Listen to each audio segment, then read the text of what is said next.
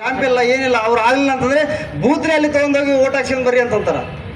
ಅಷ್ಟು ಅಂದರೆ ನಾವು ಅಂಗವಿಕಲರು ಅನ್ನೋದು ಅವ್ರಿಗೆ ಗೊತ್ತು, ಕೆಲಸ ಮಾಡೋದ್ರಲ್ಲಿ ಇಲ್ಲ. ಹಂಗಾಗಿ ನಾವೆಲ್ಲ ಅಂಗವಿಕಲರಲ್ಲಿ ಒಂದಾದರೆ ಮಾತ್ರ ಈ ಕೆಲಸ ಸಕ್ಸಸ್ ಆಗೋದು.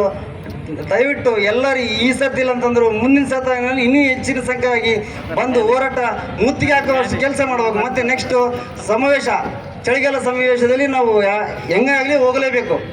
ಇನ್ನು ಒಬ್ಬೊಬ್ಬರು ಇಬ್ಬಿಬ್ಬರು ಹಿಡ್ಕೊಂಡು ಬರಬೇಕು.